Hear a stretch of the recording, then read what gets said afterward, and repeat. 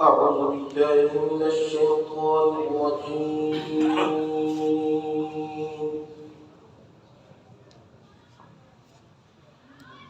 بسم الله الرحمن الرحيم.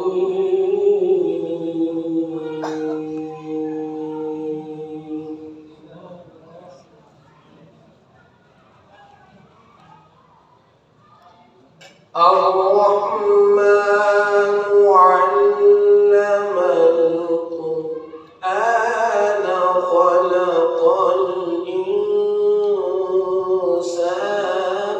علمه البيان.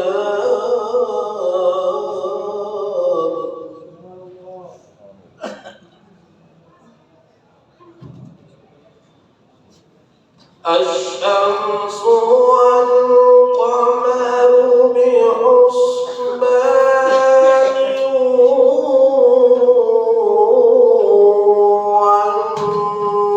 والنجم والشجر يسجدان.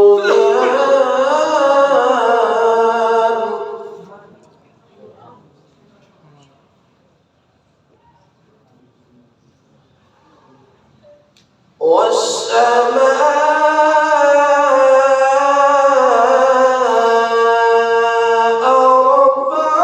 رفعها ووضع الميزان ألا تطغوا في الميزان.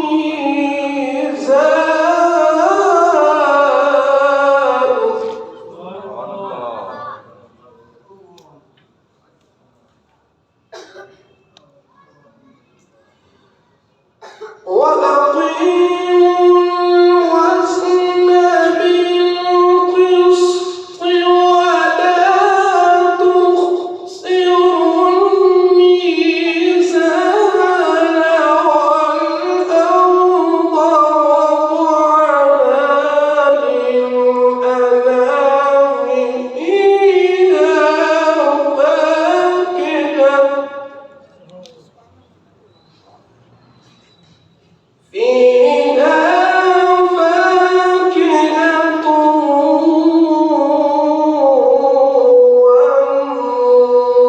والنخل ذات الأكمام.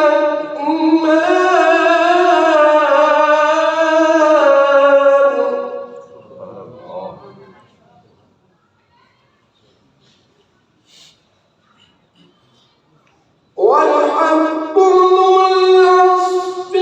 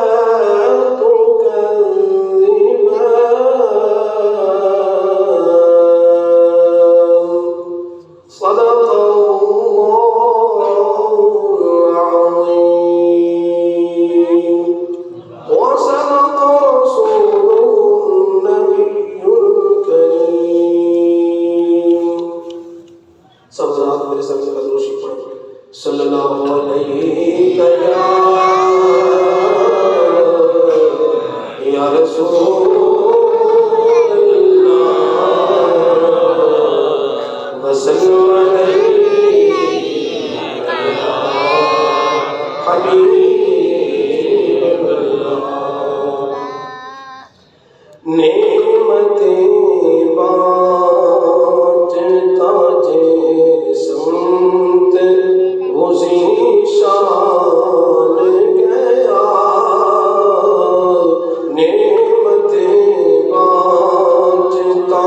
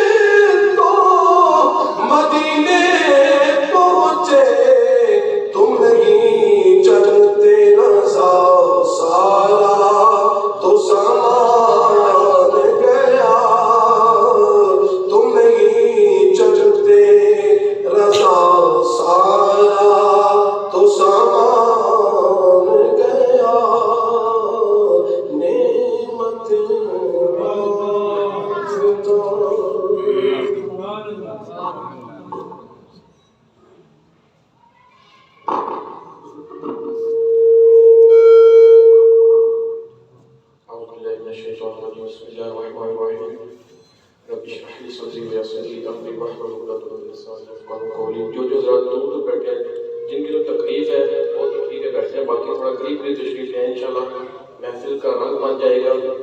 قریب قریب تشریف لیں، کوئی بھی زبان خاموش نہ رہے، اس یقین سے درود پاک پڑھ لیں کہ ہم یہاں پر پڑھیں میرے آقا مدینے سنیں، مل کے پڑھ لیں صلی اللہ علیہ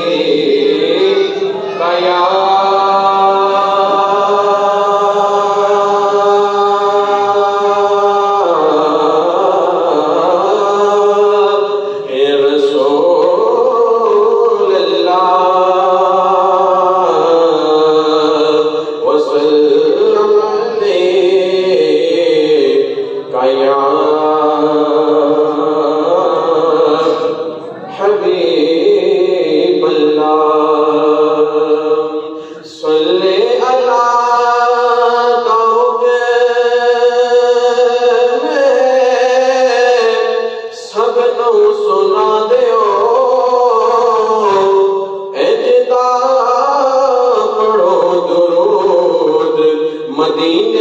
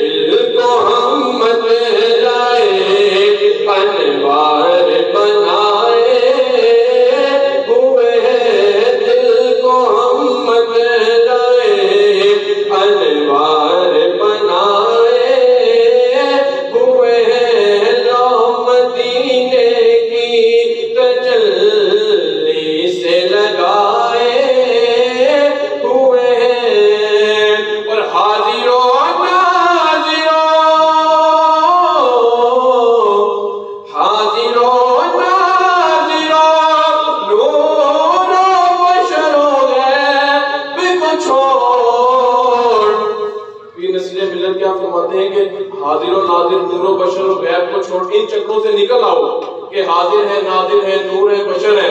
کہتے ہیں کہ حاضر و ناظر و نور و بشر و غیب کو چھوڑ ارے شکر کر وہ تیرے عیبوں کو چھپائے ہوئے ہیں. شکر کر وہ تیرے عیبوں کو چھپائے. اور یہ حقیقت ہے کہ پچھلی امتیں جب گناہ کیا کرتی تھی تو ان کے دروازوں کے اوپر گھروں کے دروازوں پہ لکھ دیا جاتا تھا کہ اس نے یہ آج گناہ کیا ہے اس نے یہ گناہ کیا ہے. ان کی پیشانی کے اوپر لکھ دیا جاتا تھا کہ اس نے یہ آج گناہ کیا ہے. آج رب ہمارے عیبوں پہ پردے نہیں ڈال رہا.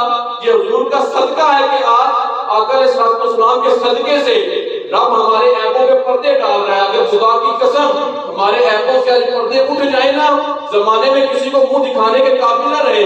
زمانہ تو دور ہے, باپ بیٹا کو منہ دکھانے کے قابل نہ رہے, بیٹا باپ کو منہ دکھانے کے قابل نہ رہے. یہ تو حضور کا صدقہ ہے کہ رب آج ہمارے عیبوں پہ پردے ڈال رہا ہے.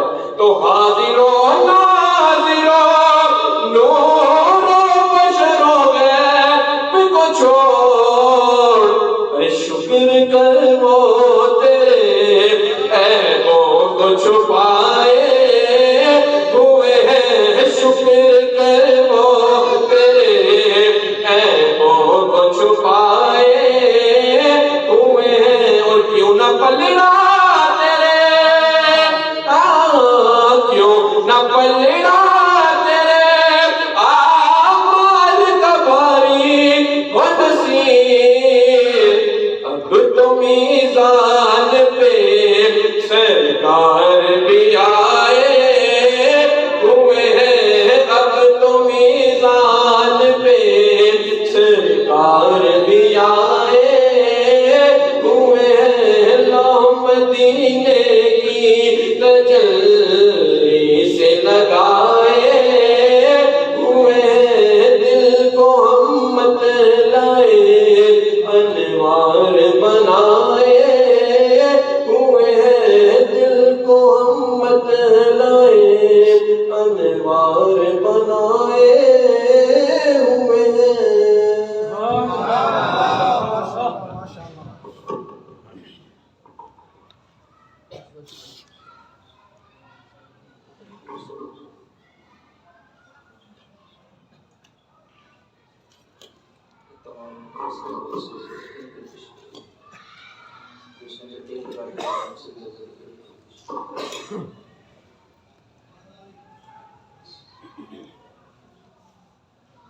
دروازہ ہی بند کرتے ہیں.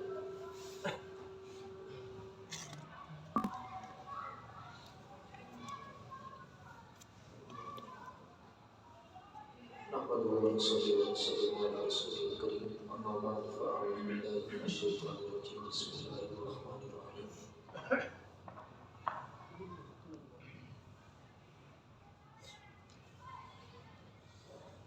كل نفس ذائقة الموت. صدق الله العظيم. رب اشرح لي صدري ويسر لي امري واحلل عقدة من لساني يفقهوا قولي. ان الله وملائكته يصلون على النبي يا ايها الذين امنوا صلوا عليه وسلموا تسليما. الصلاة والسلام عليك يا رسول الله وعلى آلك وأصحابك يا سيدي يا حبيب الله. الصلاة والسلام عليك يا سيدي يا نبي الله وعلى آلك وأصحابك يا سيدي يا نور الله.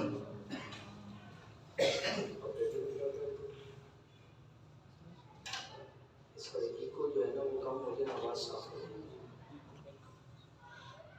اس کی بند کر دیں, آواز صاف آئے بس.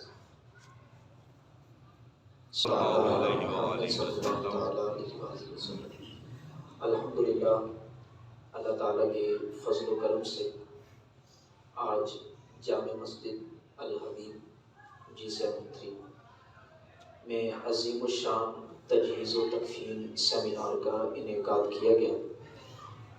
بالخصوص جامع مسجد کی انتظامیہ اور جامعہ العلوم کے طلباء کی کاوشوں سے الحمدللہ اللہ کے کرم سے آج ہم یہاں کے سیمینار میں بیٹھے ہیں۔ اللہ تعالیٰ کی بارگاہ میں دعا ہے کہ اللہ تعالیٰ ہمیں صحیح معنی میں شریعت اسلامیہ کے احکامات کو سیکھنے اور اس پر عمل پیرا ہونے کی توفیق عطا فرمائے۔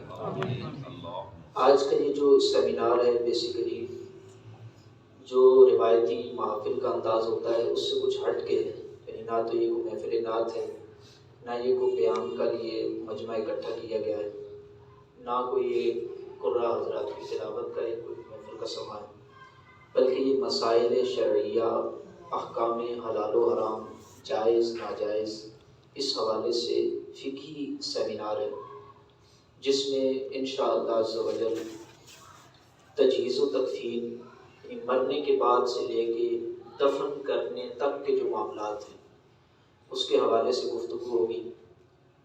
الحمدللہ دین اسلام ہر زندگی کے پہلو کے متعلق اپنے احکام تفصیل کے ساتھ بیان فرماتا ہے۔ ان میں سے آپ تمام احباب یہ چیز جانتے ہیں کہ جب بچہ پیدا ہوتا ہے تو کئی ایسے ادیان ہیں کہ اس میں اس کے متعلق کوئی رہنمائی نہیں کی گئی۔ جب وہ بڑا ہوتا ہے بلوغت کے احکام، تجارت کے احکام، معاشرت، اخلاقیات، ایمانیات، عقائد، اصلاح، دیگر کئی پہلو ہیں بندے کی زندگی کے اندر کہ جس کے متعلق ان کے مذاہب کے اندر اس طرح سے رہنمائی نہیں ملتی کہ جس طرح دین اسلام میں ملتی۔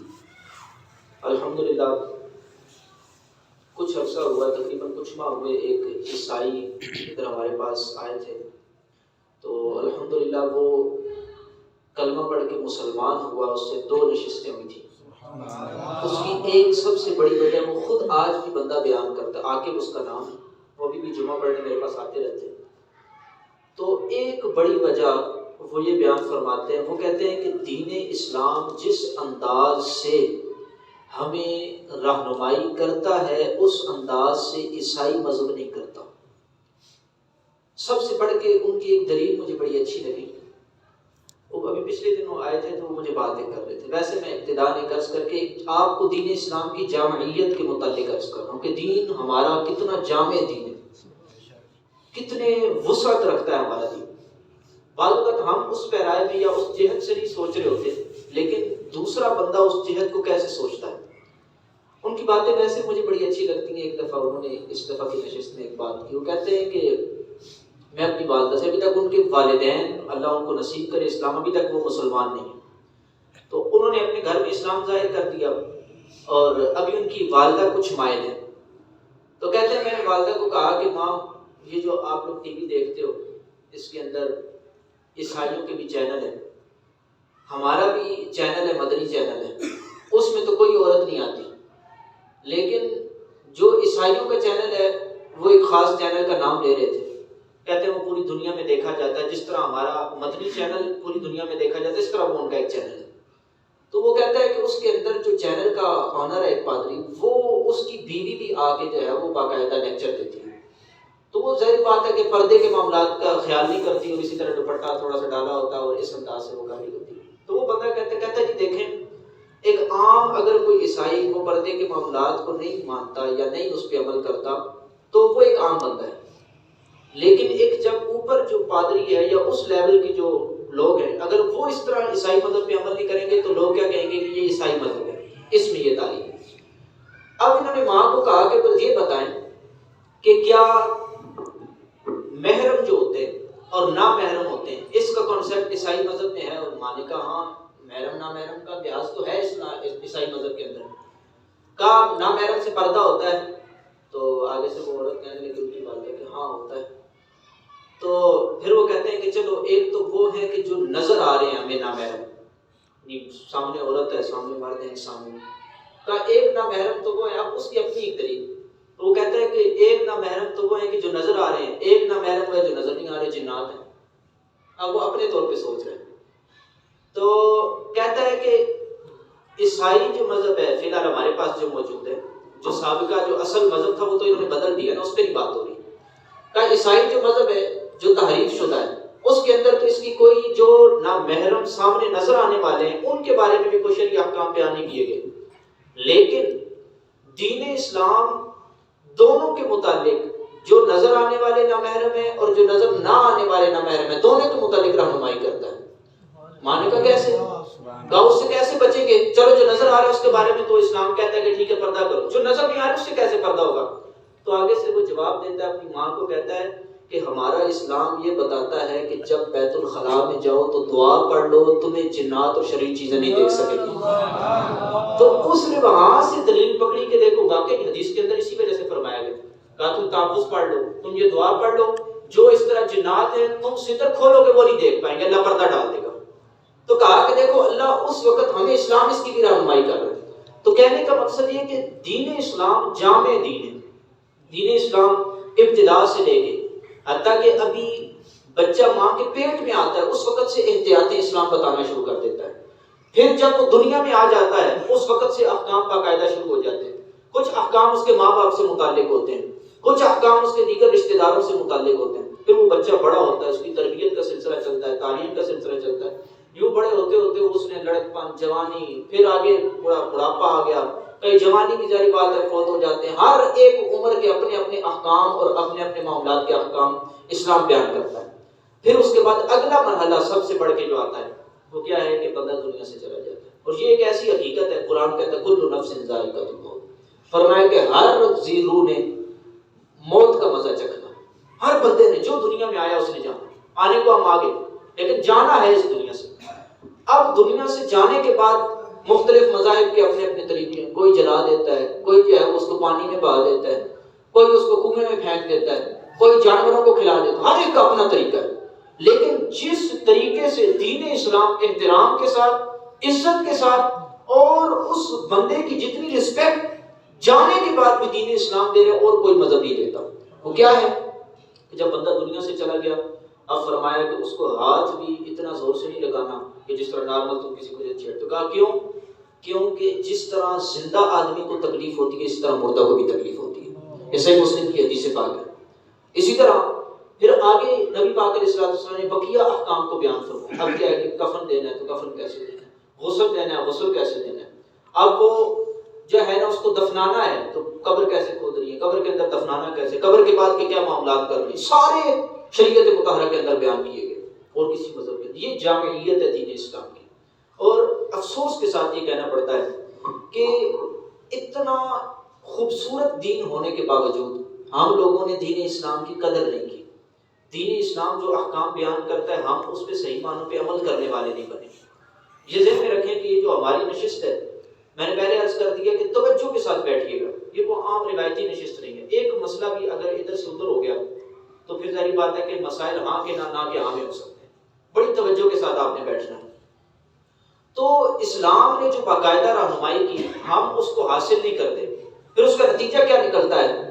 ہمارے گھر کے اندر جن امور کا سیکھنا ہمارے اوپر ضروری ہوتا ہے ہم اسی سے لاپرواہی برتتے ہیں، ہم اس سے لاعلم ہوتے ہیں اور ہمیں بنیادی معلومات نہیں ہوتی. ہم کئی قسم کی غلطیاں کر رہے ہوتے ہیں، کئی دفعہ گناہ گار ہو رہے ہوتے ہیں. کئی ایسے واقعات آتے ہیں کہ جی بغیر جو ہے وہ اس کو جنازے کے میت کو دفنا دیا، بغیر غسل کے میت کو. کیوں؟ مسئلہ نہیں پتا تھا. فرض کریں یہ اصل میں مسئلہ پیش آیا تھا، کسی نے پوچھا ان کی کوئی کچھ دن کی بچی تھی، 4 دن کی بچی کو فوت ہو گئی. ان کو مسئلہ نہیں پتا تھا کہ اس طرح بچی جو زندہ پیدا ہو جائے جو بچہ تو اس کا باقاعدہ غسل کفن اور یہ سارا سلسلہ ہوتا ہے. انہوں نے بغیر غسل کے بغیر کفن کے بس ایسے جو ہے نا اس کو دبا دیا، کوئی جنازہ نہیں پڑا، کوئی کچھ نہیں کیا. اب ان کو پتہ ہی نہیں تھا. تو بعد میں انہوں نے مسئلہ پوچھا، بہت لیٹ ہو چکے تھے. تو ایسے کہ مسئلہ انہوں نے کہا حضرت ہم نے تو ایسے کیا تھا. ان کو بتایا یہ تو آپ گناہ گار ہو توبہ کریں.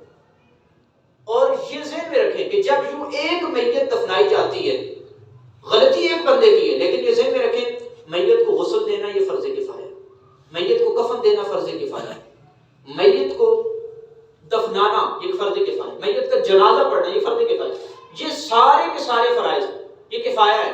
کفایہ کا مطلب یہ ہے کہ جن جن تک اطلاع پہنچی تھی پورے علاقے میں، اگر اس کو بغیر غسل کے دفنا دیا یا بغیر اس کے جنازے کے دفنا دیا تو جن جن تک اطلاع پہنچی تھی وہ سارے کے سارے افراد فرض کے تارک کہلائیں گے، سب گناہ گار ہوں گے. قیامت کے دن سب کی پکڑ ہوگی. اتنا سنگین مسئلہ ہے لیکن ہمیں علم نہیں ہوتا، ہم مسئلے حاصل نہیں کرتے. تو یہ جو ہمیں ایک سیشن نصیب ہو گیا دل جمعی کے ساتھ بیٹھنا ہے. یہ ہمارا تقریباً جو ہے وہ 2 گھنٹے کا ہوگا. میں پہلے سیٹ کر دیتا ہوں. انشاءاللہ غسل کا بھی پریکٹیکل ہوگا. پریکٹیکل سے مراد جاری بات ہے کہ پانی وغیرہ تو یہاں پہ نہیں ہوگا، نہ اس طرح وہ سلسلہ، لیکن یہ ہے کہ ایک باقاعدہ یہ ہم نے جیسے رکھا ہے تو ایک میت نما ایک اسٹینڈ پہ سمجھے بیٹھیں گے اور ہم جب باقاعدہ غسل کا جو طریقہ ہے وہ بتائیں گے. پھر غسل کے طریقے کے بعد اگلا مرحلہ جو ہے وہ کفن کا آتا ہے، تو کفن پہنانے کا طریقہ بھی جو ہے وہ بیان کیا جائے گا.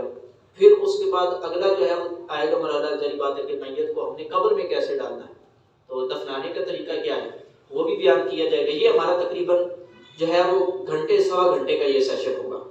پھر اس کے بعد جو اگلا مرحلہ آئے گا وہ سوالات جوابات کی نشست ہوگی. بیچ میں ضمناً بہت سے مسائل آ جائیں گے، لیکن یہ ہے کہ بہت سے مسائل ہم یہاں پہ بیان کریں گے. پھر اس کے بعد سوالات جواب کی نشست ہوگی، اس میں بھی کئی سوالات جوابات میں بھی ایسے مسائل جو آپ کے ذہن میں ہوں گے وہ بھی انشاءاللہ کلیئر ہوں گے. تو کچھ ہم بورڈ کے اوپر بھی مدد لیں گے، کچھ جو ہے وہ پھر اس کے بعد ہم اس کی طرف بھی آئیں گے. یہ آپ جو ہے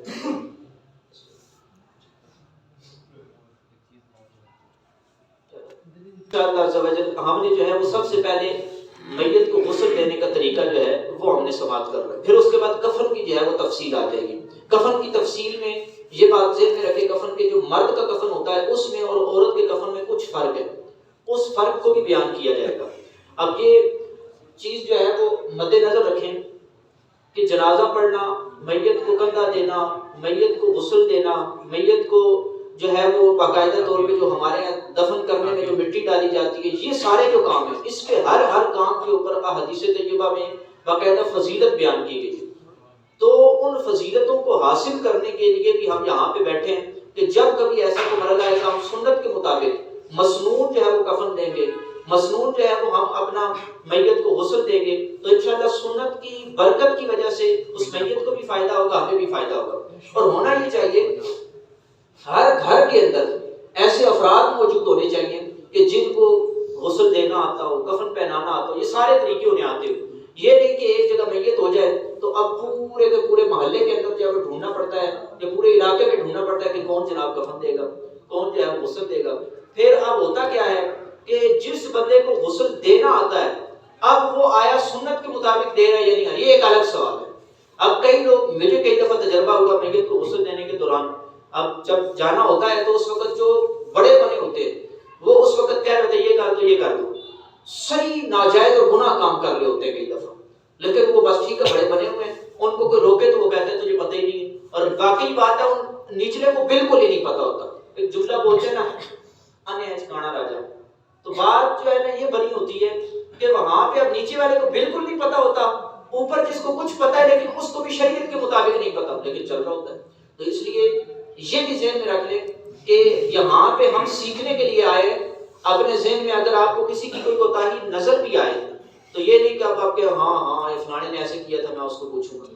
اس طرح مقابلہ بازی کے لیے علم حاصل نہیں کرنا بچے اس طرح، بلکہ حدیث پاک میں فرمایا کہ اس پہ فرشتوں کی لعنت ہوتی ہے کہ جو اس لیے علم دین حاصل کرتا ہے کہ وہ علماء سے جا کے مناظرہ کرے گا یا ان سے جا کے باقاعدہ بحث مباحثہ کرے گا. تو اس طرح کی روایتیں بھی ملتی ہیں. تو اس لیے اس چیز سے آپ نے بالکل بچنا ہے. ابھی ہم بغیر کسی جو ہے وہ تاخیر کے انشاءاللہ یہ سلسلہ شروع کریں گے. اس میں مجھے بھی اٹھنا پڑے گا، آپ سارے حضرات نے اس کے قریب آ جائیے گا. میت ہو جاتی ہے تو میت کے بعد اگلا مرحلہ یہ آتا ہے کہ ذری بات ہے کہ صبر کا ذری بات ہے اسلام ہمیں بتاتا ہے یا ایھا الذین آمنوا استعینوا بالصبر والصلاۃ. تو صبر کرنا ہے، اس میں واویلا کرنا، نوحہ کرنا، یہ پیٹنا اور یہ چیزیں جائز نہیں.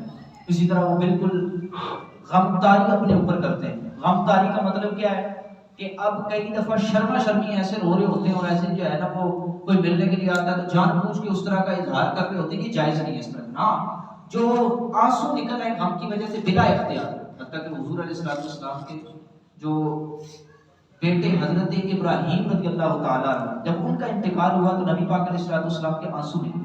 تو حضرت سیدہ عائشہ صدیقہ رضی اللہ تعالیٰ عنہ نے عرض کی آقا آپ بھی آپ بھی رو رہے ہیں؟ تو حضور علیہ السلام نے فرمایا کہ اے عائشہ جو بلا اختیار نکلے ان پہ حکم نہیں ہے. تو اس طرح کی حدیثیں موجود ہیں. تو بلا اختیار اگر آنسو نکلے یہ غلط بات ہے، لیکن جان بوجھ کے اس طرح کا تجدید حزن والی کیفیت یا غم والی کیفیت پیدا کرنا یہ جائز نہیں ہے. اب اگلی چیز یہ کہ جب میت ہو جاتی ہے تو سب سے پہلے جو مرحلہ آتا ہے وہ یہ ہے کہ عام طور پہ اب اس کی کیفیت مختلف ہے، کوئی کس طرح لیٹا ہوا ہے، کوئی کس طرح بیٹھا ہوا ہے، ایکسیڈنٹ ہو گیا، اس کے جسم کی حالت کیا ہے کوئی پتہ نہیں. تو عام نارمل طبعی موت اگر ہوتی ہے تو اس کے اعضاء کو بالکل سیدھا کر دیا جائے، یعنی بالکل جو ہے وہ اس کے اعضاء کو سب سے پہلے ہم نے سیدھا کرنا ہے، جو ہاتھ ہیں ان کو بالکل برابر رکھنا ہے. ہمارے افتخار کو یہ کر رہے ہیں تاکہ اچھے انداز سے آپ حضرات کو بھی سمجھ آ جائے.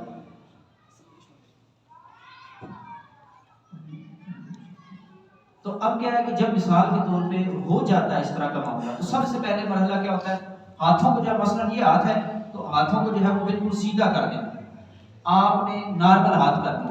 اب اسی طرح ٹانگوں کا اگر فاصلہ زیادہ ہے تو ٹانگوں کا فاصلہ بھی کم کر دیں. اور اس کے لیے یہ ہوتا ہے کہ کئی دفعہ میت کا جسم بالخصوص سردیوں کے اندر جسم جب وہ اکڑ جاتا ہے تو اس میں اگر یہ والے کام پہلے نہ کیے جائیں تو اگر میت کا ہاتھ اس طرح تھا تو پھر اس طرح نہیں ہو سکتا، اگر جو ہے وہ ہاتھ اس طرح لگا ہوا تھا تو اس طرح نہیں ہو سکتا، وہ بالکل پکا ہو جاتا ہے پھر.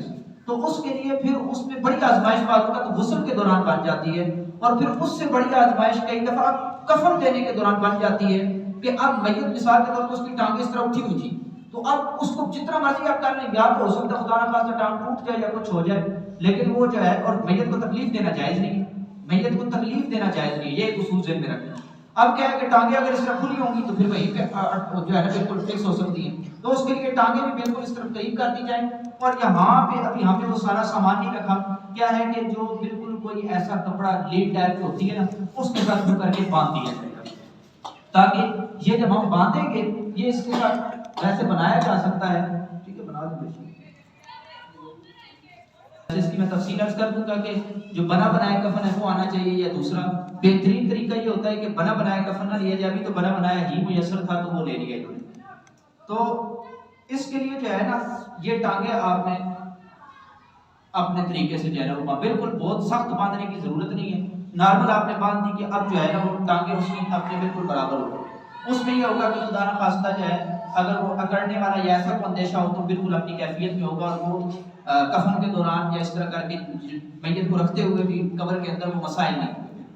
تو اسی طرح جو ہے وہ یہ ہاتھ آپ نے بالکل برابر کر دیے. بعض اوقات یہ اندیشہ ہوتا ہے کہ منہ کھلنے کا اندیشہ ہوتا ہے، ہر ایک بندے کی یہ کیفیت نہیں ہوتی، لیکن اگر منہ کھلا ہوا رہ گیا کسی کا فوت ہوتے ہوئے تو پھر وہ کھلا کا کھلا رہ جاتا ہے، اور اگر اسی کیفیت میں رکھیں تو پھر یہ ہوتا ہے کہ وہ بند نہیں ہوتا. اس کے لیے پھر جب وہ کپڑا جو ہے وہ اس طرف باندھ دیا جائے. بہت زیادہ سختی سے باندھنے کی ضرورت نہیں ہے، بس اتنا نارمل اس انداز سے کپڑا باندھ دیں. ہمیں فی الحال حاجت نہیں ہے بالکل اس طرح کوئی مسئلہ، ویسے آپ کو ایک تفصیل سے میں عرض کروں، لیکن باندھنا کوئی ضروری نہیں ہے، بہتر ہے کہ اس طریقے سے آپ باندھیں جب اس طرح کا اندیشہ ہو. اب اگلا مرحلہ جو ہے ہم نے یہ تو وہ کر لیا کہ جب بالکل اچانک یہ معاملہ ہو گیا. اب کیا ہوتا ہے کہ میت کے پاس جو ہے وہ چاہے کوئی تلاوت کرنے والا یا سورہ یاسین شریف پڑھنے والا جو بھی اس طرح کا سلسلہ کیا جا سکتا ہے، لیکن اس کے لیے احتیاط یہ ہونی چاہیے کہ جب تک میت کو غسل نہیں دیا اس وقت تک میت کا اگر چہرہ اوپر سے کھلا ہوا ہے تو اس کے پاس کچھ نہ پڑا جائے، کیونکہ میت جب وہ روح نکلتی ہے تو اس پورے بدن کے اوپر نجاست حکمیہ کا حکم لگ جاتا ہے، گویا ایک لحاظ سے نجس ہو گیا. اسی لیے غسل کا پھر حکم دیا جاتا ہے کہ اب لوگ اس کو غسل پاک ہویا کریں. تو اب چونکہ نجاست ایک معنی میں جہاں نجاست ہو وہاں بھی قرآن کی تلاوت نہیں کرنی چاہیے، تو اس لیے فقہاء کرام نے کہا کہ جب میت سامنے رکھی ہوئی ہے اور ابھی تک غسل بھی نہیں کیا گیا اور میت کے اوپر سے کپڑا بھی ہٹا ہوا ہے، یعنی چہرہ نظر آ رہا ہے، پاؤں نظر آ رہے ہیں، ہاتھ نظر آ رہے ہیں، کوئی نہ کوئی حصہ نظر آ رہا ہے، تو پھر اس صورت میں وہاں پہ تلاوت ساتھ بیٹھ کے نہ کیجیے، الگ سے کسی جگہ پہ بیٹھ کے کی جا سکتی ہے. اور اگر جو ہے وہاں پہ ساتھ بیٹھ کے تلاوت کرنی ہو تو پھر اس صورت میں بالکل اوپر جو ہے وہ میت کے کپڑا بالکل کرا دیا جائے تو پھر ٹھیک ہے، تلاوت ساتھ بھی کر سکتے ہیں. اور اسی طرح اگر غسل دیا ہوا ہے تو پھر چاہے چہرہ نظر آ رہا ہے یا کوئی نظر آ رہا ہے تو وہاں پہ تلاوت کی جا سکتی ہے. اور جب وہ فوت ہونے لگے کچھ علامات کے ذریعے سے واضح ہو جاتا ہے کہ اب بندے کی روح نکلنے لگی ہے تو اس کے لیے ہمیں تو عام طور پہ یہ ہوتا ہے کہ ہم ادھر ادھر خبریں دینے لگ پڑتے ہیں. یہ ٹھیک ہے، بعض کا ضرورت بھی ہوتی ہے، لیکن یہ کوئی طریقہ نہیں ہے. ہم کہتے ہیں آج بس جو ہے نا صورتحال ایسی کی ویسی، پورے خاندان میں فوت ہونے سے پہلے اطلاع پہنچی ہوتی ہے. اس کے لیے ہمیں اس موقع پہ کیا کرنا چاہیے جو ہمیں قرآن و حدیث بتاتے ہیں. وہ کیا فرمایا؟ لقنوا موتاکم لا الہ الا اللہ. فرمایا اپنے مردوں کو، یعنی جو قریب الموت ہے اس کو تم لا الہ الا اللہ کی تلقین کرو.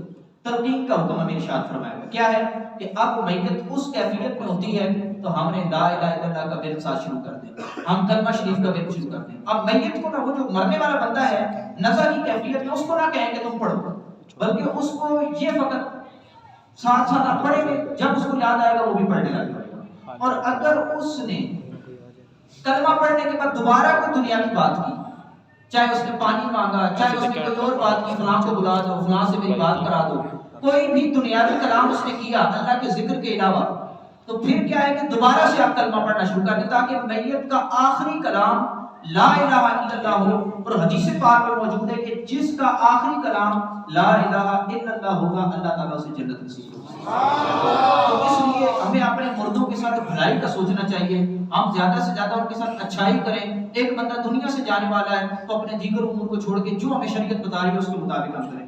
ہر گھر کے اندر یہ معاملہ لگا ہوا ہے، ظاہر بات ہے ہم نے بھی دنیا سے جانا ہے، ہمارے گھر میں ایسے کیس ہمارے سامنے کئیوں کے ہوئے ہوں گے، کئیوں کے آگے ہونے ہوں گے، تو ظاہر بات ہے کہ ہمارے ذہن میں جتنی چیزیں شریعت کے مطابق ہوں گی ہم ان پہ عمل کریں گے، اللہ تعالیٰ اس کی برکتیں آپ کو بھی نصیب کرے گا، اور جو دنیا سے جانے والا ہے اسے بھی یہ برکتیں نصیب ہوں گی۔ اب جب آپ نے یہ مرحلہ کر لیا، اب اگلی بات تو یہ ہے کہ جلد سے جلد جو ہے وہ میت کو کفن کرنے کا سلسلہ اور دفن کرنے کا سلسلہ یہ کر لینا چاہیے۔ اتنی تاخیر کرنا کہ میت کے پھولنے پھٹنے کا اندیشہ ہو، بعض اوقات ہوتا ہے نا کہ کیفیت ایسی بن جاتی ہے کہ اندیشہ ہوتا ہے کہ بالخصوص گرمیوں میں یا گرم علاقوں کے اندر وہاں بھی یہ کیفیت زیادہ ہوتی ہے کہ وہاں کے میت کا جسم خراب ہونے کا اندیشہ ہوتا ہے۔ اگر میت کا جسم خراب ہونے کا اندیشہ ہے پھر وہ تاخیر کرنا ناجائز اور گناہ ہے، اور اگر پھولنے پھٹنے کا اندیشہ نہیں ہے تو پھر ناجائز گناہ نہیں ہے، لیکن پھر بھی منع ہے کہ حدیث پاک میں ہے کہ جلدی کیجیے، تعجیل کا حکم دیا گیا۔ تو اس لیے جتنا نارملی طریقہ کار ہوتا ہے کہ ہم جو کفن میں دفن میں جتنے معاملات میں ٹائم لگ جاتا ہے، تو نارمل جتنے گھنٹے لگ جاتے ہیں قبر کھودنے میں، یہ جتنے انتظامات ہوتے ہیں ضروری وہ کرنے میں جتنا ٹائم لگے اس کے حساب سے جو ہے نا ہمیں تاخیر بھی چلے اجازت ہوگی، لیکن اس سے زیادہ اب سب کچھ تیار ہے، لیکن جناب وہ فلاں نے کل آنا ہے، فلاں نے پرسوں آنا ہے، اب جناب اسے رکھنا، یعنی یو کے وغیرہ کے اندر تو ایسے ایسے معاملات ہیں، اور ابھی ہمارے پاکستان میں بھی شروع ہو چکے ہیں، یعنی ہفتہ ہفتہ میت کو جناب سرد خانے کے اندر معدہ رکھ دیتے ہیں۔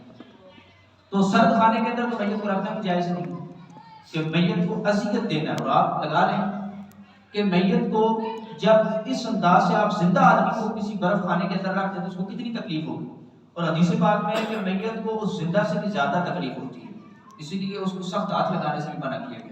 تو اب جب یہ طریقہ ہو گیا، اب ہمارا جو اگلا مرحلہ آنا ہے وہ ہے غسل کا۔ سب سے پہلا مرحلہ یہ یعنی اب ہو گیا، اب جب غسل دینا ہے تو غسل کے لیے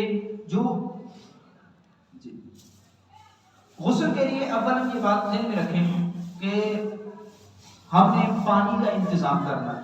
پانی کا جو انتظام کیا جائے گا وہ بالکل نارمل پانی ہونا چاہیے، نہ تو زیادہ ٹھنڈا ہو نہ زیادہ گرم ہو، اور اس کو اگر جو ہے وہ بیری کے پتوں کے ساتھ جوش دے دیا جائے، یعنی بیری کے پتے جو ہوتے ہیں یا نیم کے پتے جو ہوتے ہیں ان کے ساتھ اگر اس کو آپ پانی کے اندر ڈالیں گے اور پھر اس کو ابالا جائے تو اس کے بعد وہ اس کو جوش دینا کہتے ہیں۔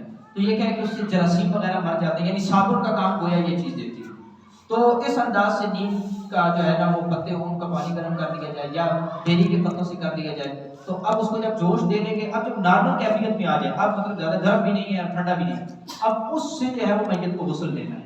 اور اس کے لیے بھی یہ ہے کہ جو پھٹا ہوگا جس پہ ہم نے غسل دینا ہے میت کو، اس کو ہم نے شمال جنوب رکھنا ہے، یعنی ایک یہ دیکھ لیں یہ مشرق ہے، مغرب ہے، شمال ہے، یہ جنوب ہے، تو شمال کی جانب جو ہے وہ ہم نے میت کا سر رکھنا ہے جس طرح قبر کے اندر رکھتے ہیں، اور جنوب کی جانب جو ہے وہ ٹانگیں ہوتی ہیں۔ تو اسی انداز سے ہم پھٹے کو رکھیں گے جہاں بھی دیا جائے، اور وہاں پردے کے معاملات کی رعایت کرنی چاہیے۔ ہمارے عام طور پہ پردے کی رعایت نہیں کی جاتی، تو پردے کا بالکل بالخصوص جو ہے وہ خیال کرنا، یہ ہمارے ذہن میں پکی بات ہے۔ تو پردے کا ہم نے جو ہے وہ جب خیال کر لیا، سارے معاملات کر لیے، اس میں کئی دفعہ کیا ہوتا ہے کہ ہم دے رہے ہوتے ہیں غسل جناب غسل خانے میں یا کہیں، اب کیا ہوتا ہے کہ بلا ضرورت لوگ آ جا رہے ہوتے ہیں، تو یہ ذہن میں رکھیں کہ مستحب یہ ہے کہ جتنے لوگوں کی ضرورت ہے اتنے ہی افراد وہاں پہ موجود ہیں۔ 3 بندوں کی ضرورت ہے 3 بندے موجود، 4 بندوں کی ضرورت ہے 4 بندے موجود۔ وہ بعض اوقات اس لیے میں کہہ رہا ہوں، ویسے تو عام طور پہ 3 بندے رکھے جاتے ہیں یا 2 ہوتے ہیں، لیکن کئی دفعہ زیادہ کی بھی حاجت پڑ جاتی ہے، وہ میت کے اس جسمانیت کے اوپر یا اس کے حجم کے اوپر ڈیپینڈ کرتا ہے۔ کئی دفعہ میت زیادہ موٹی تازی ہے، کچھ ایسا معاملہ ہے اس کا جسم جافربا ہے، تو پھر ظاہر بات ہے کہ اس وقت زیادہ افراد کی حاجت ہو سکتی ہے، تو جتنوں کی حاجت ہے اتنے افراد۔ تو ہم نے اس انداز سے میت کو پھٹے کے اوپر رکھ لیا، جیسے ابھی یہ دیکھیں شمالاً جنوباً ہم نے رکھا ہوا ہے۔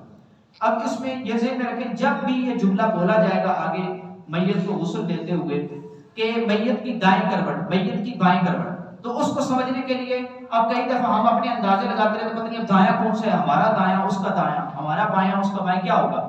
تو آپ جب میت کے سر کی جانب کھڑے ہوئے تو اب آپ کا دایاں اس کا دایاں اور آپ کا بایاں اس کا بایاں، تو اس حساب سے جو ہے وہ اس کو دائیں بائیں جو بھی کروٹ دینی ہے اس کا حساب کیا جائے گا۔ ٹھیک ہو گیا؟ تو اس طریقے سے ہم نے جو ہے وہ میت کو کفن کے حوالے سے بھی دائیں بائیں کا آتا ہے سلسلہ، اسی طرح جو ہے وہ یہ غسل کے اندر بھی یہ سلسلہ آتا ہے، تو اس کو آپ نے ذہن میں رکھنا ہے۔ اب یہ ہے کہ باقاعدہ اس میں پہلی بات ایک جو سب سے احتیاطی آپ نے ذہن میں رکھنی ہے وہ یہ اس کفن کو کھول تاکہ وہ پتہ بھی چل جائے۔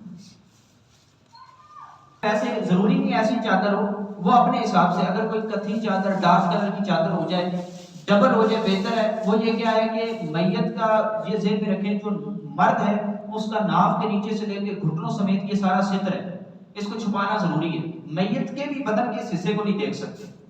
تو اب ہمارے یہاں اس میں کتنی بے احتیاطی ہوتی ہیں آپ کئی لوگ جانتے ہیں، اس میں اس چیز کا خیال نہیں کیا جاتا۔ اب کپڑے کیسے اتارنے یہ ایک الگ مسئلہ ہے۔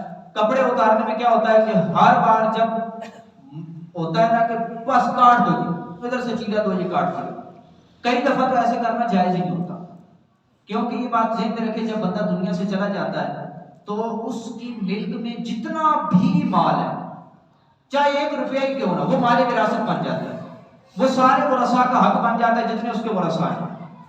تو اب اگر اسے کوئی ضائع کر رہا ہے تو وہ ان کا حق مار رہا ہے۔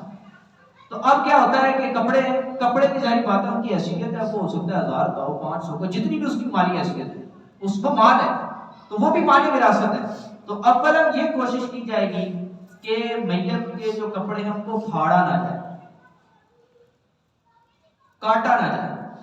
اتارنے کی شلوار عام طور پہ عام طریقے سے اتر جاتی ہے، وہ کیا ہے کہ آپ نے جو ہے وہ ازار بند جو ہے اس کو کھولنا ہے تو آرام سے آپ نیچے کی طرف شلوار لے کے جائیں گے تو وہ کھل جائے گی۔ قمیص کو اتارنے میں بعض اوقات مسائل ہوتے ہیں، بعض کا جسم اکڑ جاتا ہے، بعض کے کچھ مسائل ایسے بن جاتے ہیں کہ اب نہیں، اگر تو اولا آپ یہ کوشش کریں کہ میں نے اس کو جو ہے نا یہ جو جوڑ ہے خصوصاً کرتے میں یہ آسانی ہوتی ہے۔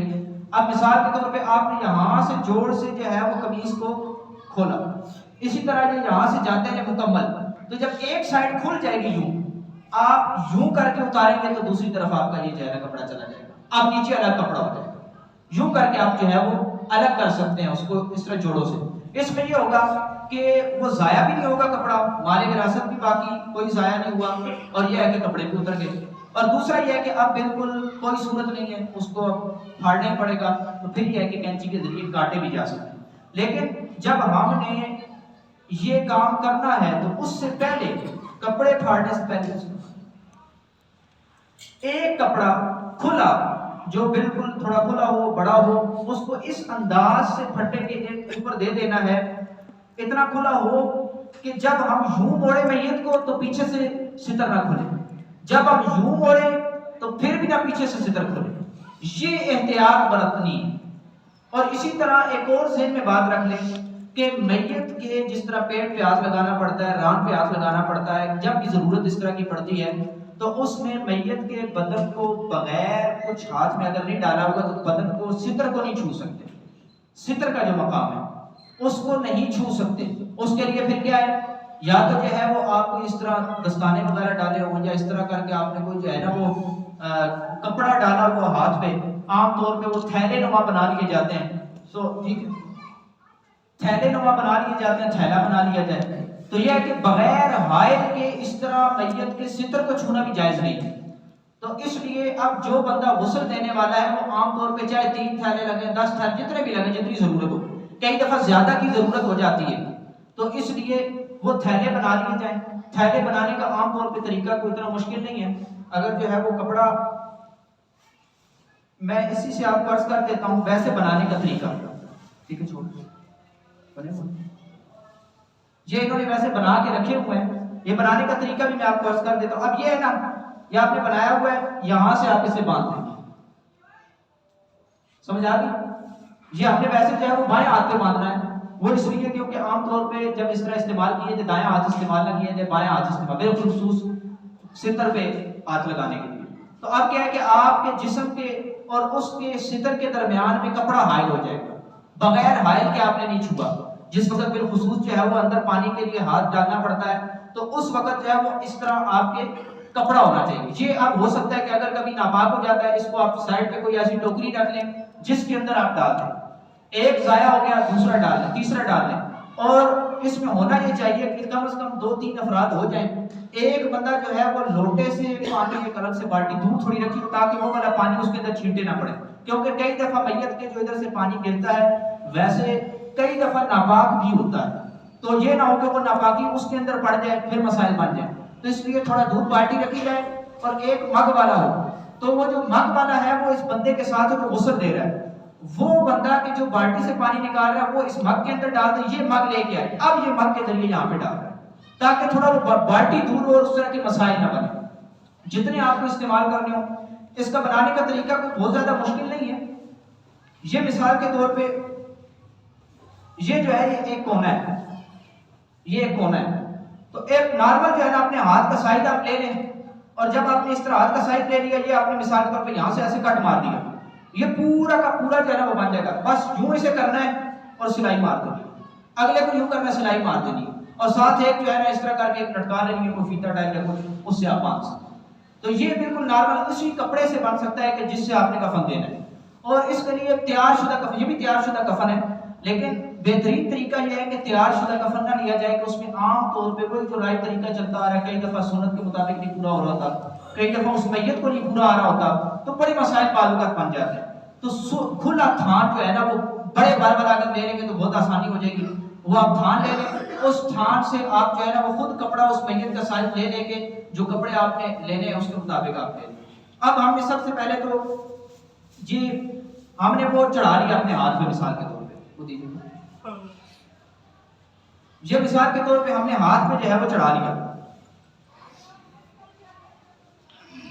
اب میں نے اپنے ویسے دکھانے کے لیے آپ کو جو ہاتھ پہ چڑھایا تاکہ جو ہے نا وہ آگے آپ کو سمجھنے میں آسانی ہو۔ اب ہم نے سب سے پہلے میت کے جب کپڑے اتارنے ہیں اس کے لیے آپ کے پاس سب سے پہلے آپ نے جب یہ اوپر دے دیا، اب اسی دوران ہم نے جب شلوار اتارنی ہے تو اس کے لیے اندر سے ہاتھ ڈال کے ازار وغیرہ اس کو کھول کے آرام سے ایک نکالا دوسرا پانچا نکالا یوں کر کے جائیے، شلوار تو آسانی سے اتر جائے گی۔ اسی طرح قمیض کے لیے جو آپ فرض کیا کہ اول وہ طریقہ اپنایا کہ قمیض پہلے بھی اتاری جا سکتی پھر اس کے بعد بھی کپڑا دیا جا سکتا ہے، لیکن عام طور پہ جو ہے وہ بیسیکلی پھر بھی ہو سکتی ہے، لہٰذا احتیاط ہے کہ پہلے یہ اوپر کر لیا جائے۔ پھر اگر نہیں کھلتا تو پھر یہ کہ قمیض کو یوں چیر دیا جائے اور کپڑے کو یوں سائڈ پہ کر لیا جائے، وہ کیا ہے کہ نیچے قمیض ہو جائے گی، اب اس کو نکالنے کی اس طرح کی کوئی حاجت نہیں رہے گی، بعد میں اکٹھی قمیض کو جب اٹھائیں گے میت کو تو نکالنی چاہیے۔ تو اب مثال کے طور فرض کر لیں کہ ہم نے جو کپڑے اتار دیے، یہ ہم نے جو ہے نا میت کے اوپر کپڑا بھی رکھ دیا۔ اب سب سے پہلے جو طریقہ ہوتا ہے میت کو وضو کرانا، یہ ذہن میں رکھیں کہ جس طرح ہم عام طور پہ وضو کرتے ہیں اس کے اندر تو ہم جو ہے نا کلی بھی کرتے ہیں، ناک پہ پانی بھی چڑھاتے ہیں، ہم جو ہے وہ ہاتھ بھی پہلے دھوتے ہیں، یہ والا طریقہ نہیں ہے میت کو۔ اس میں کیا ہے صرف جو ہم نارمل فرائض جو پورے کرتے ہیں وہی ساری چیزیں۔ وضو کے اندر فرض جو ہے وہ 4 چیزیں ہیں جو ہم نارمل آپ وضو کرتے ہیں، وہ کیا ہے چہرہ آپ دھوتے ہیں جہاں سے عادتاً بال اگتے ہیں وہاں سے لے کے ٹھوڑی کے نیچے تک، ایک کان کی لو سے لے کے دوسرے کان کی لو تک، یہ سیدھا سیدھا جو ہے وہ چہرہ ہوگا۔ ہم نے سب سے پہلے میت کا چہرہ جو ہے وہ دھونا ہے۔ اب میت کے چہرے کے لیے جہاں سے عادتاً بال اگتے ہیں وہ ہم نے کرنا ہے۔ اب مثال کے طور پہ یہ ڈلو جو ہے، اب اس میں مثال کے طور پہ انہوں نے مجھے پانی دیا، یہ بھی ہو سکتا ہے کہ میں خود پانی ڈال رہا ہوں اور ساتھ ہاتھوں سے، یہ ابھی میں یہ ویسے ڈالا ہوا ہے، اس وقت چہرے پہ ہاتھ رکھنے کے لیے ڈالنے کی ضرورت نہیں ہے، ٹھیک ہے، چہرے پہ ہاتھ کے لیے اس چیز کی ضرورت نہیں ہے، یہ اس کے لیے ڈالا تھا وہ جو آپ کو میں نے عرض کیا تھا۔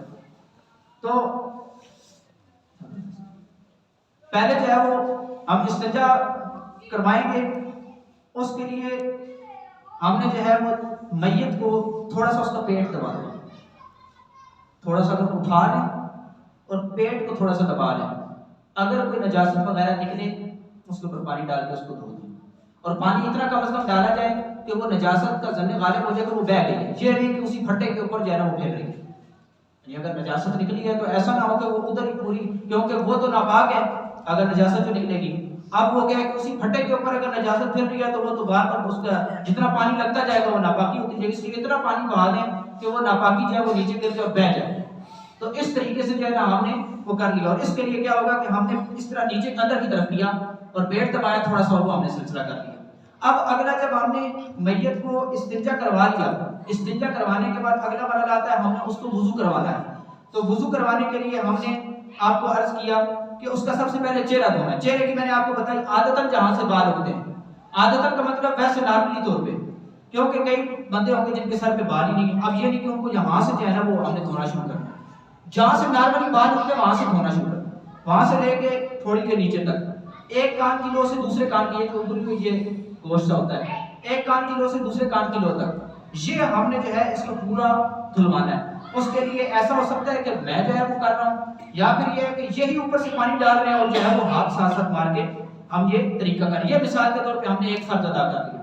اب اس کے بعد اگلی جو چیز آتی ہے وہ کیا ہے کہ میت کے ہم نے ہاتھ دھلوانے ہیں. میت کے جو ہاتھ ہم دھلواتے ہیں وہ الگ سے ادھر تک وہ والا سلسلہ نہیں کہ جیسے ہم وضو میں پہلے یہاں تک ہاتھ دھوتے ہیں پھر کلی کرتے ہیں ناک میں پانی، وہ والا سلسلہ نہیں. اس میں کیا ہوتا ہے کہ ہم نے بس چہرہ جب کر لیا، چہرہ دھونے کے بعد اگلا جو ویسے غسل کا جو کرتے ہیں اس میں جو فرض آتا ہے وہ ہاتھوں کو کون سمیت دھونا. تو اب اسی طرح انگلیوں کے بالکل پوروں سے جو ہے وہ ابتدا کرنی ہے اور بالکل یہ جتنی جو انگلیوں کے بیچ میں جگہ ہے اس کو بھی دھو کے یہ طریقے سے ہم نے جو ہے تھوڑا سا اٹھا کے یہ ادھر تک ہم نے دھو لیا. اسی طرح ہم مثال کے طور پہ ادھر بھی جو ہے وہ پانی ڈال رہے ہیں اور یہ ایک بندہ ساتھ پانی ڈالے گا اور یہ ساتھ ہم کر کے ساتھ ساتھ ہاتھ اوپر مارتے جائیں گے اور یہ طریقے سے ہم نے ادھر تک دھو لیا. پھر ہم نے رکھ دیا. اس میں اس چیز کا بڑا خیال کرنا ہے کہ اگر میت کے کوئی رکاوٹ آ رہی ہے بیچ میں کہ مسئلہ ہو رہا ہے ہاتھ اٹھانے میں، وہاں سے بالکل جو ہے نا وہ اندیشہ ہے کہ اسے تکلیف ہوگی، تو پھر وہاں پہ زبردستی نہ کی جائے، پھر وہیں پہ جیسے ہے اس کے اوپر پانی ڈال دیا جائے، زبردستی کرنے کی اجازت نہیں. اب یہ ہم نے سلسلہ کر لیا. اگلا آپ وضو بھی جب کرتے ہیں تو اگلا فرض آتا ہے مسح کرنا سر کا. تو سر کا جو ہم نے مسح کرنا ہے، یہ تو ویسے ٹوپی فرض کرے کے بال ہیں تو ہم نے نارمل جو ہے نا ان کے سر پہ ویسے ہاتھ پھیر لیں گے تو مسح ہو جائے گا. گیلا ہاتھ کر کے آپ نے ان کے پورے سر کے اوپر پھیر لینا، یہ آپ کا مسح ہو گیا. اب اس کے بعد ہم نے پاؤں کی طرف آنا ہے. پاؤں دھونے کے لیے پہلے دایاں پاؤں پھر بایاں پاؤں. اس کے لیے بھی یہی طریقہ کہ ہم بالکل پوروں سے بالکل اینڈ سے جو مطلب شروع کریں گے اور یوں دھوتے دھوتے ہم جو ہے یہ بالکل ٹخنوں سمیت یہ دھو لیں گے. پھر اسی طرح بایاں پاؤں بھی جو ہے اسی انداز سے دھونا ہے. یہ ہم نے دھو لیا، یہ ہمارا سمجھے وضو ہو گیا. اب اگلا مرحلہ آتا ہے جب ہم نارمل بھی غسل کرتے ہیں تو آپ کو پتہ ہے وضو کرتے ہیں، پھر اس کے بعد ہم جو پورے بدن کے اوپر پہلے دائیں پہ پھر بائیں پہ پھر پورے جسم کے اوپر پانی ڈالتے ہیں، 3 دفعہ ڈالتے ہیں نارمل. میت کے لیے کیا ہوگا کہ ہم نے کم از کم اتنا پانی ڈالنا ہے، جب ہم نے دائیں ڈالنا ہے تھوڑا سا اس طرح اس کو ترچھا کر کے اس انداز سے ڈالنا ہے کہ میت کے اس انداز سے پانی ڈالا جائے کہ پھٹے تک پانی پہنچ جائے. یہ چیز ہوگی. اگر پھٹے تک نہیں پہنچے ایسے بس اوپر ایسے کر لیا ایسے پھر فرض ادا نہیں ہوگا. اور بندے یہ نہیں کہ میت کا فرض ادا نہیں ہوگا، میت گناہگار ہوگا. میت کو گناہ نہیں ہے، جو کرنے والے ہیں وہ کوتاہی کر رہے ہیں، اگر فرض پورا نہیں کریں گے وہ گناہگار ہیں. تو اب میں نے آپ کو جو شروع میں عرض کیا کہ میت کا دایاں آپ کا دایاں تب ہوگا کہ جب آپ میت کے سرانے کھڑے ہوں، میت کا بایاں آپ کا بایاں تب ہوگا جب آپ میت کے سرانے کھڑے ہوں.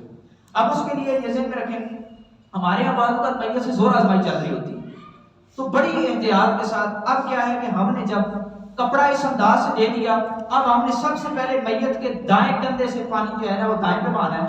تو اس کے لیے ظاہر بات ہے میت کو ہمیں تھوڑا سا اس طرح کرنا پڑے گا، الٹے پہلو پہ بائیں پہلو پہ لٹانا پڑے گا. اس کے لیے یہ ہے کہ ایک فرد جو ہے وہ اس طرف سے آ جائے، ایک فرد کندھے والی سائڈ سے تھوڑا سا اس کو جو ہے نا سہارا دے، ایک جو ہے وہ اس کو کمر والی سائڈ سے تھوڑا سا سہارا دے. تو یہ تقریباً 2 بندے سہارا دیں گے اور تیسرے بندے کو اس میں پانی جو ہے وہ دینا پڑے گا. تو اس انداز سے ضعیف یہاں سے ہم نے ان کو اس طرح کرنا ہے. تو یا یہ اب مثال بہت زیادہ کرنے کے لیے بس اتنا ہم نے کر لیا نا. اب کیا ہے کہ ایک بندہ جو جس کے ہاتھ میں اب انہوں نے پکڑا ہوا ہے، یہاں سے ہاتھ جو ہے نا وہ لے کے ہم کرنا ہے. اور اس میں یہ کرنا ہے کہ مثلا یہ پانی ڈال رہے ہیں نا، تھوڑا سا ہاتھ کر کے بغلوں کے نیچے ادھر بھی پانی پہنچ جائے، یوں کر کے ہم تھوڑا سا اٹھائیں گے، یہ کریں گے، یوں کر کے پورا پاؤں تک لے جائیں، مطلب پاؤں تک ہم لے گئے اور اتنا پانی اوپر ہم نے ڈالا کہ نیچے تختے تک بھی بہتا جا رہا ہے. یہ ہم نے کی. اب اس کے بعد ہم نے میت کو رکھ دینا. اب جب ہم نے ایک دفعہ اس طرح کر لی، اب کیا ہے کہ اس کندھے کی طرف بائیں طرف آ جائیں، تین دفعہ جو ہے وہ سنت ہے، ایک دفعہ بھی کر لیں گے اس طریقے سے تو فرض ادا ہو جائے گا۔ اب کیا ہے کہ ہم نے اس طرف آنا ہے، اب جب ہم اس طرف آئیں گے تو وہی طریقہ کہ ایک فرد ادھر پیچھے سے ٹیک لے گا، ہاتھ رکھے، اب یہ مثال کے طور پہ یہاں پہ ہمیں ہاتھ رکھا ہوگا، اب یہاں بھی یہی طریقہ ہوگا کہ ہم اچھے طریقے سے جو ہے نا وہ کریں۔ اب کیا ہے کہ میت کے بعد اب کئی دفعہ نیچے بھی پانی پہنچانے کے لیے حاجت ہوتی ہے، وہی جو میں نے طریقہ عرض کیا تھا، اندر ڈال کے ہاتھ شروع کر کے اندر رانوں کے اوپر دیگر پانی پہنچایا جائے گا، اور اس انداز سے کریں۔ اگر صابن لگانا چاہتے ہیں صابن بھی لگا سکتے ہیں، لیکن جو میں نے شروع میں آپ کو عرض کیا نا کہ آپ بیری کے پتوں کے ساتھ اگر جو ہے جوش دے لیں گے پانی کو، پھر صابن کی حاجت رہتی ہے کہ وہ میل کو چل لے جاتا ہے، لیکن اگر پھر بھی صابن لگانا ہو تو اسی دوران جب آپ دھو رہے ہیں کر رہے ہیں صابن بھی لگا سکتے ہیں، شرعی طور پہ یہ جائز ہے۔ اس کا ثبوت ان معنی میں ہے کہ پرانے دور کے اندر حتیٰ کہ صحابہ کرام علیہ رضوان کے دور میں بھی ایک بوٹی استعمال ہوتی تھی اشنان یا اشنان کے نام سے، تو یہ بوٹی باقاعدہ طور پہ جو ہے وہ پانی کے اندر ملائی جاتی تھی، اور اس کا جو وجہ تھی، علت تھی، وہ یہی تھی کہ یہ میل کو چاہے کو دور کر، صابن کی بھی علت یہی ہوتی ہے، تو اس لیے صابن کی دلیل گویا اس بوٹی سے دی جاتی ہے، جب وہ بوٹی ملائی جاتی تھی، لہٰذا آج ہمارے دور میں طریقہ بدل گیا تو ہمارے دور میں صابن لگایا جاتا ہے، تو صابن بھی لگایا جا سکتا ہے اس معنی میں۔ اب اگلا جو مرحلہ ہے وہ کیا ہے کہ ہم نے دائیں کروٹ میں بھی دے لیا، بائیں کروٹ، پہلے دائیں پھر بائیں، اب کیا ہے کہ ہم نے پورے بدن پہ پانی پانا، اب پورے بدن پہ وہی طریقہ کہ اس طرح آپ نے شروع کیا، اب مثلا یہ آپ نے لیا ڈبو اور آپ جو ہے نا پانی ڈال رہے ہیں، ساتھ ساتھ ہاتھ بھی لگا رہے ہیں، اور اس طریقے سے آپ نے کر کے جو ہے وہ پورے کے پورے بدن کے اوپر یوں پانی ڈال لیا، تو یہ ہمارا یوں سمجھ لیں کہ غسل جو ہے وہ تقریباً مکمل ہو چکا۔ اب آخری ایک چیز رہ جاتی ہے، وہ چیز کیا ہے کہ ہم نے میت کو دوبارہ سے اس کا جو ہے وہ جس طرح شروع میں استنجا کروایا تھا اسی طریقے سے دوبارہ سے ہم نے تھوڑا سا اس کو دبانا آخر میں، اور اس میں یہ ذہن میں رکھیں کہ اگر تو کوئی نجاست نکلے تو اس کو بہا دیں جس طرح پہلے بہایا تھا۔ اب دوبارہ سے وضو اور غسل کی حاجت نہیں رہی، دوبارہ سے یہ نہیں کہ آپ وضو کرنا ہے دوبارہ سے غسل، یہ طریقہ نہیں، اب بس کہ ہو گیا۔ اب کیا اس کے لیے دوبارہ سے کوئی ہاتھ پہ لے کے آپ تھوڑا سا اندر سے اس طرح کر کے دبائیں گے، اگر نجاست نکلے یوں کر کے آپ بیچ میں ہاتھ لے کے جائیں گے، اور ساتھ ہی آپ پانی اوپر سے ڈالتے رہیں۔ ظاہر بات ہے کہ جب کپڑا ہے تو کپڑے کے اوپر سے بھی پانی ڈالیں گے، جو سائڈ سے ڈالنے کی ضرورت نہیں رہے گی، اوپر سے بھی ڈالیں گے پانی پہنچ جائے گا، تو یہ ہاتھوں سے یوں کر کے جو ہے نا وہ اوپر سے پانی ڈالیں اور ہاتھوں سے اس کو ملتے رہیں۔ اگر نجاست اس کپڑے کے اوپر لگ جائے اس کو آپ لپیٹ کے اس ٹوکری جو میں نے سائڈ پہ کہا تھا کہ ساتھ رکھ لی جائے بہتر ہے، تو ٹوکری کے اندر آپ نے ڈال دی تاکہ یہ بعد میں آپ الگ سے اس کو سائڈ پہ کہیں بھی لگا دیں۔ یہ ہمارا غسل مکمل ہو چکا، یعنی اتنا مشکل طریقہ نہیں ہے جتنا ہم لوگوں نے بنایا ہوا، بالکل آسان طریقہ ہے۔ اب کیا ہے کہ غسل ہمارا مکمل ہو چکا، اگلا مرحلہ جو آتا ہے وہ ہے کہ میت کو اب ہم نے کفن دینا۔ اب کفن دینے کے لیے یہ ذہن میں رکھیں،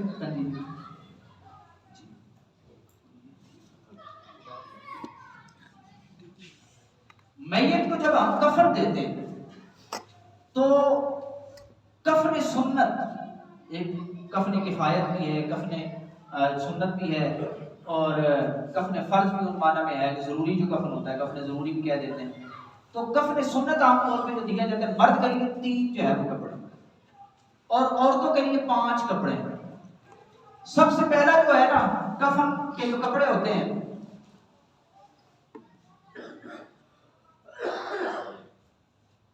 سب سے پہلا جو کپڑا ہے وہ سمجھ لیں لفافہ۔ کیا ہے؟ لفافہ۔ ویسے تو کسی بھی کھلی چیز کو کہتے ہیں، ہمارے لفافہ شاپر آپ سمجھتے ہیں، لیکن اس کو شاپر نہیں کہہ سکتے، یہ لفافہ۔ لفافہ کہتے ہیں کھلے کپڑے، عنوان جو سب سے بڑا کپڑا ہوتا ہے نا وہ اپنے کفن میت کے اندر وہ ہوتا ہے لفافہ۔ لفافے کے بعد اگلا جو مرحلہ آتا ہے وہ دوسری چیز ہے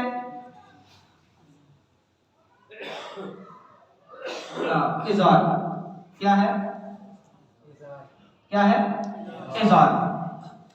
لفافے کی تفصیل میں آپ کو پہلے عرض کر، آپ بے شک پوچھیں، پھر پہلے کفن رکھیں گے پھر آپ دوبارہ رکھیں گے،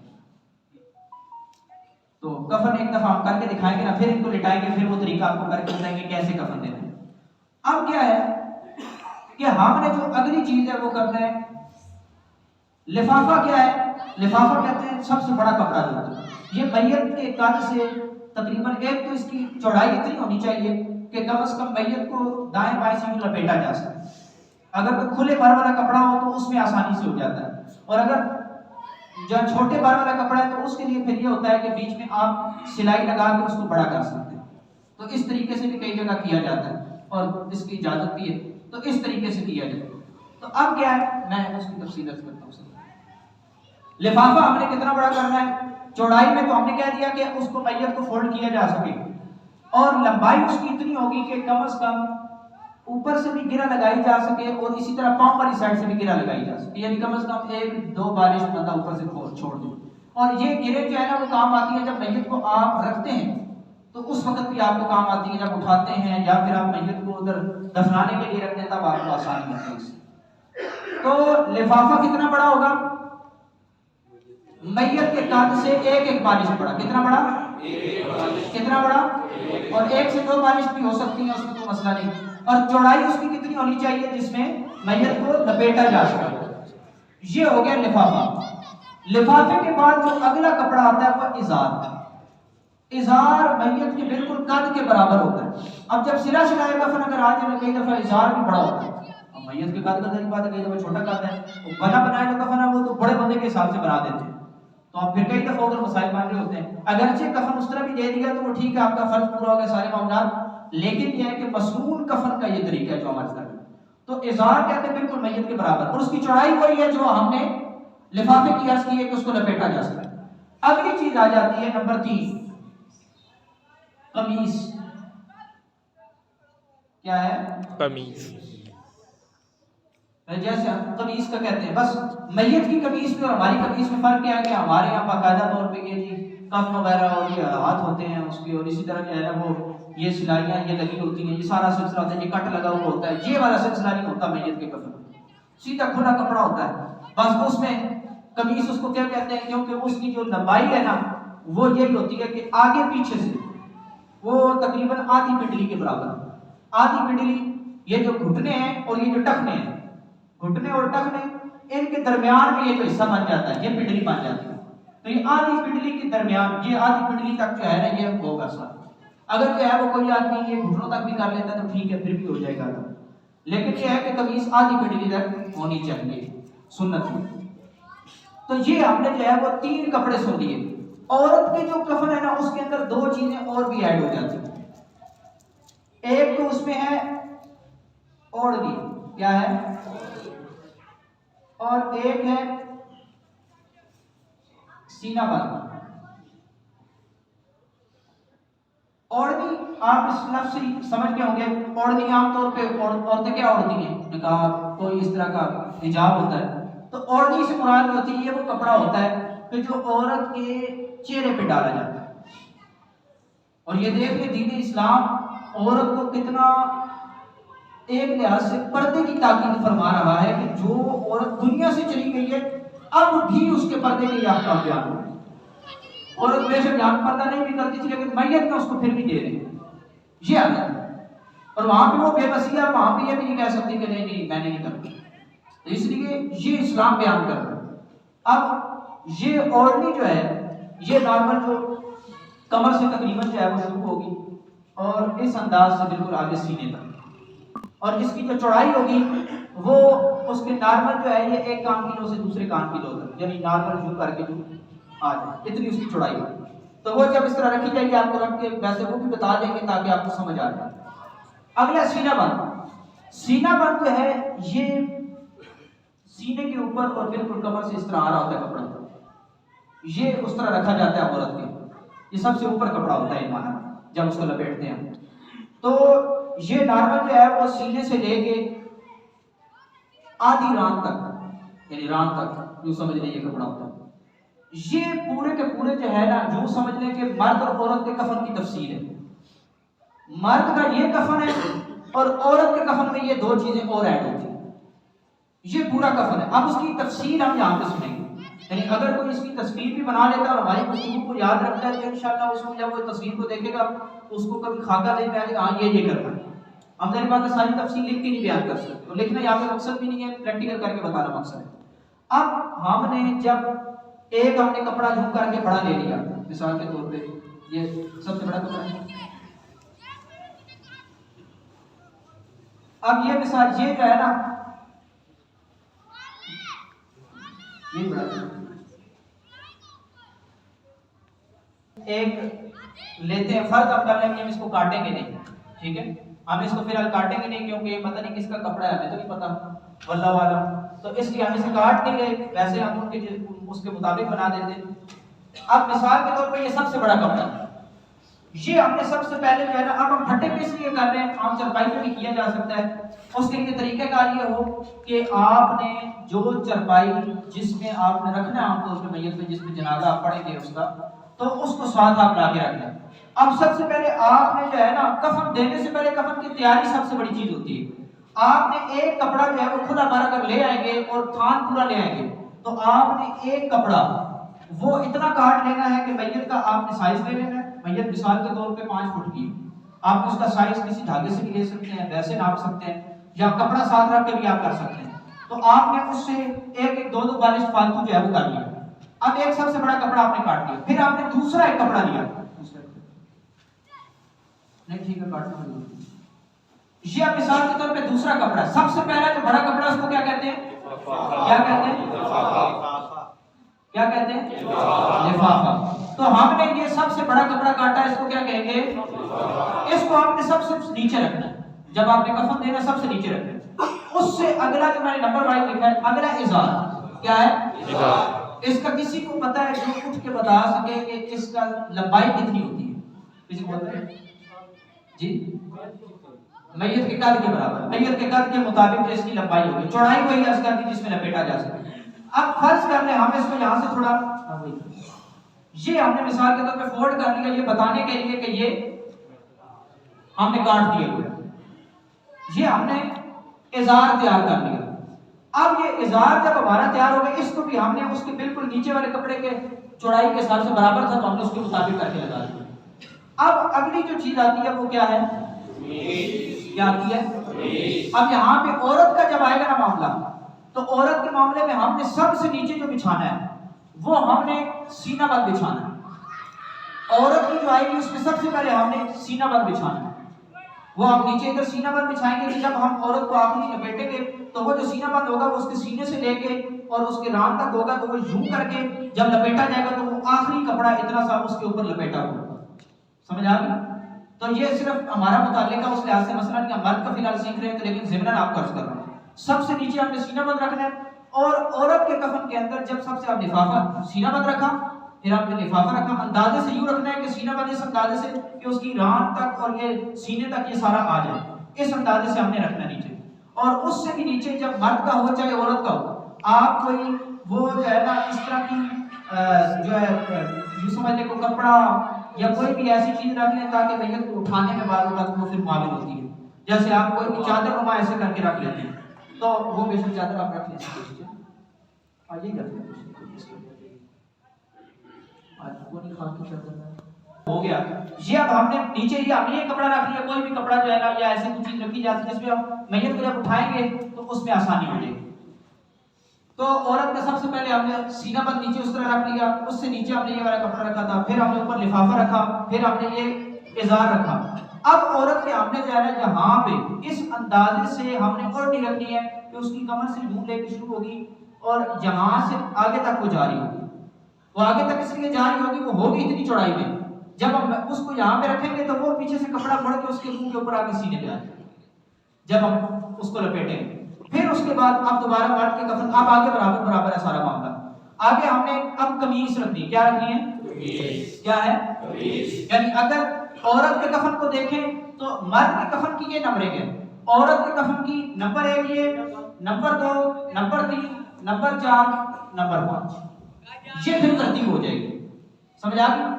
اب کیا ہے کہ قمیص ہم رکھتے ہیں، قمیص کو بنانے کا جو طریقہ ہے نا وہ کیا ہے، ایک میں کر دیتا ہوں۔ اب یہ جو بنا بنایا کفن ہے یہ سنت کے خلاف بنا ہوا، ٹھیک ہے، اس لیے کیونکہ دیکھیں انہوں نے یہاں پہ بھی چاک دیا ہوا ہے، یہاں پہ بھی چاک دیا ہوا ہے۔ مرد کے کفن کے لیے جو ہم چاک دیتے ہیں وہ یوں کر کے دیتے ہیں، اور عورت کے کفن کے لیے ہم یوں کر کے دیتے ہیں، سمجھ آ گئی؟ مرد کے کفن کے لیے ہم سینے کی طرف یوں کر کے کاٹتے ہیں اور عورت کے کفن کے لیے یوں کاٹتے ہیں۔ اب ہمارے عام طور پہ وہ پھر بالکل گلا ٹائپ بنانے کے لیے یا اس طرح ڈیزائن بنانے کے جو بھی کہہ لیں وہ کر دیتے ہیں۔ اب اس میں سے یہ جو ہے سر گزرنے میں بھی ہو سکتا ہے مسئلہ ہو، اس کو مزید پھر کاٹنا پڑے گا۔ تو اب کیا ہے کہ جو ہے نا ہماری قمیص، اس کی چوڑائی اس طرح نہیں ہوگی جس طرح اس کی تھی کہ اتنی بڑی ہوگی، بلکہ اس کی چوڑائی اتنی ہوگی کہ میت کا جتنا نارمل اس کا حجم ہے اس کی چوڑائی ہے اتنی۔ یہ دیکھیں جیسے نارمل قمیص ہوتی ہے تو یہ آپ بالکل اس کے برابر۔ اور اسی طرح جو لمبائی ہوگی، لمبائی میں ہمیں یہ ذہن میں رکھیں کہ اس طرح یہ ڈبل کپڑا ہوگا کہ جس طرح قمیص ہوتی ہے نا آگے پیچھے سے، جتنی مثال کے طور پہ میت کا قد ہم نے دیکھا کہ ادھر سے لے کے پنڈلیوں سمیت جو آدھی پنڈلیوں تک، یہاں سے کندھوں سے لے کے آدھی پنڈلیوں تک اس کا مثال کے طور پہ 3 فٹ بن رہا تھا، تو ہمیں 6 فٹ لمبائی لینی ہوگی۔ پھر اس کو ہم اس طرح بالکل برابر میں جو ہے نا ڈبل کر لیں گے، اور پھر یہاں سے ہم نے چاک دینا ہے۔ اب اس کے لیے پہلے ہم نے درمیان کو ڈھونڈ لینا، درمیان کے لیے آپ زوم کریں گے ڈبل تو درمیان مل جائے گا، یہاں پہ تھوڑا سا کٹ لگائیں گے، کٹ لگا کے جب کٹ لگ گیا تو اب آپ نے اس کو یوں کر کے مرد کے لیے کاٹ دینا اور اس طرح یوں کر کے کاٹ دینا، اتنا کاٹنا ہے کہ اس کا جو ہے وہ کم از کم سر بیچ میں سے گزر سکے۔ اب مثال کے طور پہ اس کو آپ نے اس انداز سے رکھ دینا ہے اس کے اوپر، ازار کے اوپر، کہ جہاں سے اس کا سر گزرنا ہے۔ اب یہاں تک تو یہ جو ہم نے ازار کاٹا تھا، ازار میت کے سر سے شروع ہو رہا تھا، تو ظاہر بات ہے کہ ہم نے تو یہاں پہ اس کو پھر تھوڑا سا نیچے کرنا کیونکہ گلے سے ہم نے گلے تک اس کو لے کے آنا ہے۔ اب مثال ہمیں ایک اندازہ ہو گیا یہاں تک ہے، ہم نے اس کے مطابق یہاں پہ یہ کر دیا۔ اب یہ ہم نے اوپر کپڑا یہ اوپر کھول دینا ہے، یہ ہم نے کھول دیا، یہاں پہ ہوتی ہے کٹ لگانی پڑے گی۔ اب یہاں پہ جو میں نے آپ کو عرض کیا تھا نا کہ ادھر سے ہم نے یہ مزید تھوڑا سا اس طرف کر لیا اور اسی طرح جو ہے وہ اس طرف مزید کر لیا۔ اب یہ ہے کہ ویسے تو یہ جو چاک اس طرف لگا ہوا اس کی حاجت نہیں تھی، لیکن اب لگ گیا تو اس کو ضرورت ہے جو بھی کر سکتے ہیں، لیکن یہ والا اس طرح مسنون نہیں ہے۔ یہ طریقہ آپ کا ہو گیا، یہ مرد کے لیے، عورت کے لیے یوں کر کے کٹ لگایا جائے سینے کی طرف۔ اب جب آپ نے یوں کپڑے رکھ دیے، اب جس میت کو آپ نے غسل دے دیا تھا اس کو بڑی احتیاط کے ساتھ، احتیاط کیسی؟ احتیاط ایسی کہ جب میں نے آپ کو عرض کیا تھا کہ اوپر سے کپڑا نہیں ہٹانا، اب اس میت کے اوپر جو چادر ڈلی تھی وہ تو گیلی ہے، اب آپ نے چادر چینج کرنی ہے، تو سب سے پہلے ایک خشک چادر اس کے اوپر رکھ دیں، خشک چادر جب رکھیں گے نیچے سے دوسری چادر کھینچیں، پردہ بھی رہ جائے گا، اسی طرح چادر بھی باقی۔ اب کیا ہے کہ اس میت کو ساتھ ہی اٹھا کے اس کفن والی جگہ پہ اس احتیاط کے ساتھ رکھ دینا ہے کہ جو آپ نے یہ سب سے پہلے ہمارے اب جو میت کے قریب ترین جو چیز ہے وہ کیا ہے؟ قمیص ہے۔ کیا ہے؟ ہم نے اس انداز سے رکھ لیا کہ یہاں پہ سر اس کا آ جائے اور ہم نے اس کو سر یوں ڈال کے اندر کر دیا۔ اب مثال کے طور پہ یہاں پہ ہم مثال کے طور پہ یہ ایک فرض کر لیں،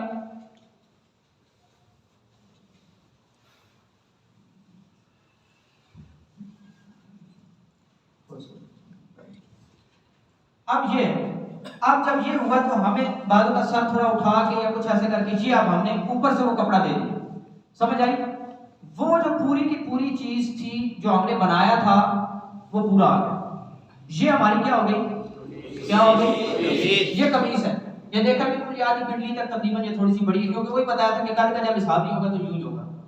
اب اگلا جو مرحلہ یہ ہم نے کر لیا، اب عورت کی جو میں نے آپ کو عرض کیا تھا نا نیچے کپڑا تھا جو ہم نے آگے تک چھوڑا تھا، وہ اب کپڑا یہاں سے عورت کے یوں ڈال دیا جائے قمیص کے بعد، وہ قمیص کے نیچے تھا اوڑنی، کیا کہتے ہیں؟ اوڑنی۔ وہ کئی دفعہ کئی جگہ کیا رواج ہے کہ وہ باقاعدہ عورت کو حجاب میں ڈال دیتے، وہ سنت نہیں۔ اسی طرح کئی دفعہ یوں کر کے باندھ دیتے، وہ بھی سنت نہیں۔ طریقہ یہ ہے بس، کوئی اس کو باندھنے کی ضرورت نہیں، کوئی اس طرح کرنا، بس اوپر آپ نے رکھ دیا۔ اب اگلا جو تھا وہ کیا ہے؟ کیا ہے؟ ازار کے لیے سب سے پہلے تو ہم نے جو ہے وہ جو بایاں ہے اس کو ہم نے کرنا ہے، پھر دائیں کو۔ اب ہم نے مثال کے طور پہ یہ بایاں کیا، بایاں جو میرے ہاتھ میں آیا، اب ان کا وہ دایاں، لیکن میت کا بایاں وہ ہے کہ جو میں جس طرف، اور اسی طرح اب ہم نے یہ والا کر دیا۔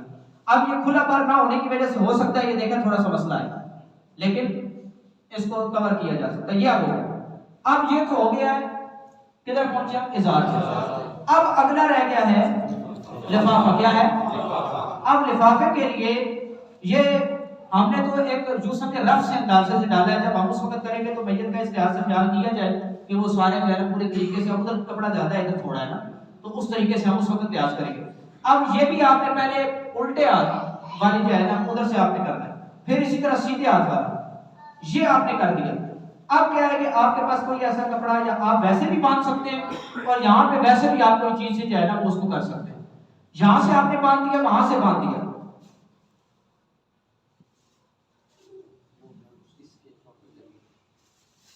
دے بس ویسے بتانا ہے۔ اب یہ مثال کے طور پہ یہ کپڑا ہے، اس کو آپ کو جتنی آ جائے تو بیچ میں سے کاٹ لیا، اس کو کاٹتے رہیے، یہاں سے ہم نے جو ہے نا اس کو باندھ دیا۔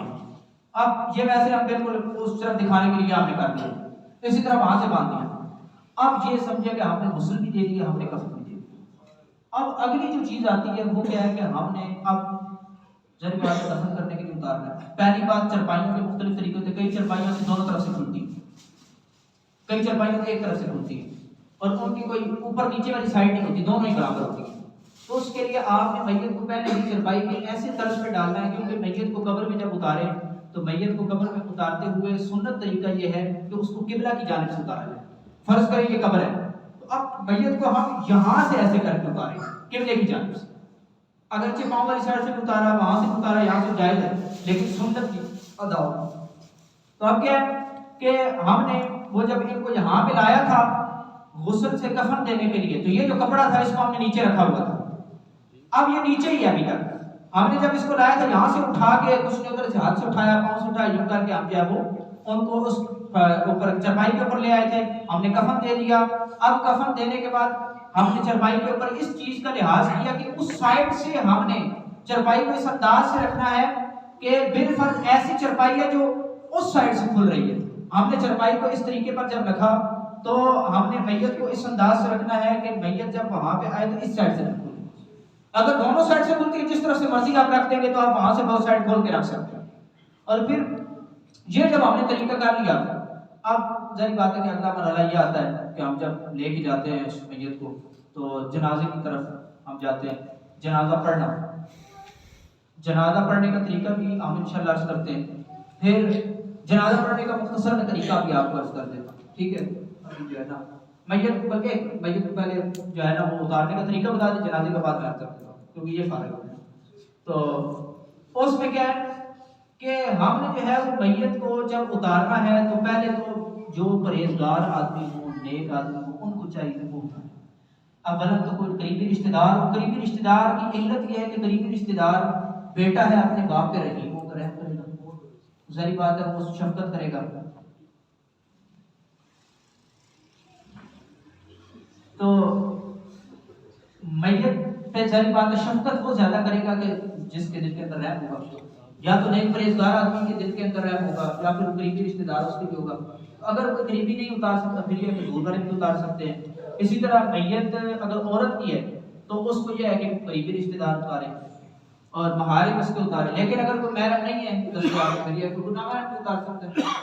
شوہر بھی اگر میت کو اتارنا چاہتا ہے تو وہ کیونکہ شوہر کے لیے اپنی بیوی کو جب وہ فوت ہو گئی ہے اس کی بیوی تو اس کو بغیر کپڑے کے حائل ہوئے وہ نہیں چھو سکتا، اگر کپڑا بیچ میں حائل ہے تو پھر چھو سکتا ہے۔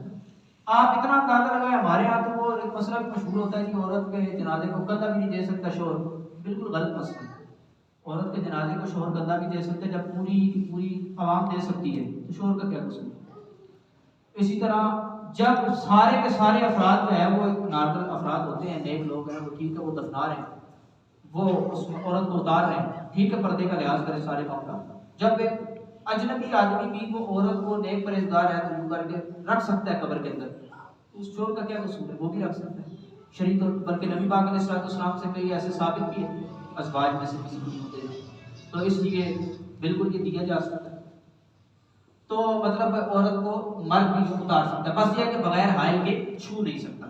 تو اب ہم نے جب اتارنا ہے قبر کے اندر تو وہی طریقہ کہ جب میت کو ہم نے اتارا تو سب سے پہلے مثال کے طور پہ یہ وہ کھٹا ہے، اب پہلے سے دو بندے جو ہے وہ قبر کے اندر اترے ہوئے، ظاہر بات ہے ایک دو بندوں کا اترنا بعد کا راج نہیں ہوتا ہے، پھر اوپر سے کچھ افراد ایسے وہ میت کو لے رہے ہیں۔ اب مثال کے طور پہ وہاں سے انہوں نے پکڑا ہوا ہے، یہاں سے ادھر سے پکڑا ہوا ہے، یہ درمیان سے پکڑا ہے، درمیان والی سائڈ عام طور پہ نیچے والے کو پکڑا دی جاتی ہے تاکہ اس کی مضبوطی رہے، پھر وہ قبر کے اندر رکھنا ہے۔ یوں مثال کے طور پہ ہم نے قبر میں رکھا، یہ ہمیں قبر میں رکھنا ہے، لیکن بالکل اس میں احتیاط کے ایک سنت بتایا کہ قبلے جانب سے رکھا جائے، اور دوسری یہ احتیاط کہ اس کے اندر میت کے ساتھ کوئی ظلم زیادتی والی صورت نہ ہو. اذیت ہوگی میت کو، میں پہلے عرض کر چکا ہوں میت کو اذیت دینا کیا ہے؟ گناہ. کیا ہے؟ گناہ ہے. تو اس لیے یہ مسئلہ ذہن میں رکھنا. یہ تقریباً ہم نے آپ کے سامنے غسل کا طریقہ، کفن کا طریقہ، میت کو قبر میں اتارنے کا طریقہ وہ عرض کر دیا ہے. تقریباً ٹائم بھی جو ہے وہ ہمارا اس کے مطابق چل رہا ہے. آخری آدھا گھنٹہ کہا گیا تھا کہ انشاءاللہ اس میں سوال جواب کی نشست بھی ہوگی. میں جنازے کا فرض طریقہ بھی عرض کر دوں گا. آپ کے ذہن میں جو سوال ہو اسی کے اندر ان کو جوابات بھی دے دیے جائیں گے. اس سائڈ پہ کر دیجیے گا، ادھر کرسی پہ کر دیجیے. اور اس کے بعد جو ہے وہ باقاعدہ سوالات جوابات کی نشست ہوگی انشاءاللہ 10:30 بجے تک، یعنی 25 منٹ یہ نشست ہوگی. اور اس کے بعد صلاۃ السلام کے 2 اشعار دعا ہو جائے گی انشاءاللہ. جب نماز جنازہ پڑھتے ہیں، پہلے میں نے عرض کر دیا کہ نماز جنازہ یہ فرض کفایہ ہے. دل میں نیت کم از کم اتنی ہو کہ میں نماز جنازہ ادا کر رہا ہوں کافی ہے. بقیہ یہ ہے کہ اگر مادری زبان کے اندر یا کسی بھی زبان میں نیت بھی کرنا چاہتے ہیں، زبان سے الفاظ کو دہرانا چاہتے ہیں تو وہ بھی دہرائے جا سکتے ہیں. اس میں کوئی نیت ایسے وہ جو باقاعدہ الفاظ ہوتے ہیں وہ ضروری نہیں ہوتے. ہمارے یہاں شاید اس بندے کو جاہل سمجھتے ہیں کہ جس کو وہ نیت نہ ہوتی. میں اگر کہوں کہ ہمارے کئی علماء ہیں ان کو وہ ان زبانوں کو پتہ ہی نہیں ہوتا، نہ اس طرح وہ نیت کرتے تھے. دل میں نیت ہے جو اصل شریعت مطالعہ کا مطلوب ہے تو اس کے مطابق نہیں. بقیہ وہ جو ہم کہتے ہیں کہ 4 تکبیر نماز فرض کفایہ کہنا، اب یہاں پہ امام کے پیچھے اس لحاظ سے جو ہے نا حاضر اس میت کے پیچھے اس امام کے دعائے صادر میت کے لیے پیچھے اس امام کے منہ میں کعبہ شریف کی طرف اللہ اکبر اس انداز سے. اس میں تکبیروں کی نیت کرتے ہیں وہ 4 تکبیریں یہ فرض ہے. اور اسی طرح یہ اللہ اکبر یعنی جو ہم کہتے ہیں نماز جنازے میں 4 تکبیریں یہ 4 ہوتی ہیں، یہ فرض ہے. اور اس کے علاوہ جو ہے وہ ہم جو دعا کا اپنا معذرت کے ساتھ جو قیام ہے یہ بھی فرض ہے. تو یہ 2 چیزیں جو ہے وہ نماز جنازہ کے اندر فرض ہیں. ثنا پڑھنا، دعا کرنا، درود پاک پڑھنا یہ مسنون سنت ہے.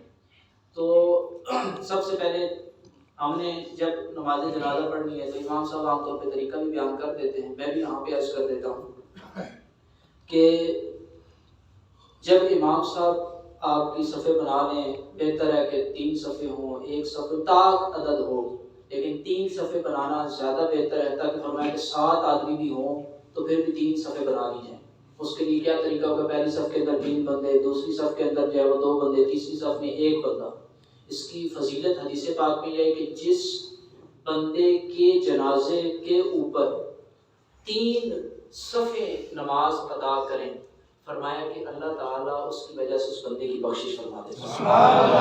تو اس لیے یہ چیز ذہن میں رکھ لیں. اب کیا ہوتا ہے کہ ہم نے تکبیر کہنی ہے، نیت کر لی، نیت کے بعد اللہ اکبر، ہم اللہ اکبر کہہ کے تکبیر کہیں گے. جتنی بھی پہلی تکبیر میں صرف ہاتھ اٹھیں گے، اس کے علاوہ نماز جنازہ میں جو تکبیریں ہوں گی اس میں ہاتھ نہیں اٹھیں گے. ہمارے یہاں کیا ہوتا ہے جس طرح عید کی نماز ہے، نماز جنازہ ہے، ان دونوں میں بڑا جو ہے نا وہ کنفیوژن پائی جاتی ہے. بس جو کسی داڑھی والے کو دیکھ کے اس کے مطابق بولن کرنا شروع کر دیتے ہیں. اب وہ چاہے داڑھی والا غلط کر رہا ہو، کچھ کر رہا ہو، اس کو نہیں پتا، بس ٹھیک ہے لگے ہوئے. تو کئی دفعہ سنت کے خلاف عمل پایا جاتا ہے.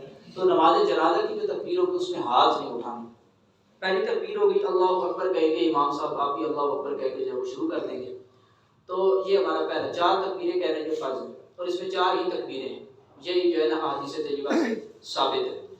اب کیا جب اللہ اکبر کہہ کے شروع کیا تو پہلی میں ہم نے پڑھنی ہے ثنا. ثنا نماز والی بھی پڑھ سکتے ہیں، اور جو دوسری ہے جو نماز جنازہ کی مخصوص بیان کی جاتی ہے وہ بھی پڑھ سکتے ہیں. اس میں بجل ثناء کا ولا الہ غیرہ وہ الفاظ کچھ زائد. پھر اس کے بعد دوسری تکبیر ہوگی اللہ اکبر، اس میں ہاتھ بھی اٹھائے جائیں گے. اس تکبیر کے بعد ہم نے جو ہے وہ درود پاک پڑھنا.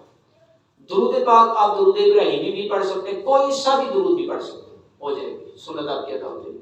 پھر اس سے اگلا جو مرحلہ ہے وہ ہے کہ آپ نے ایک اور تکبیر جب کہنی ہے، امام صاحب ایک اور تکبیر کہیں گے، آپ بھی تکبیر کہیں گے. اس تکبیر کے بعد اب میت کے لیے دعا ہوگی.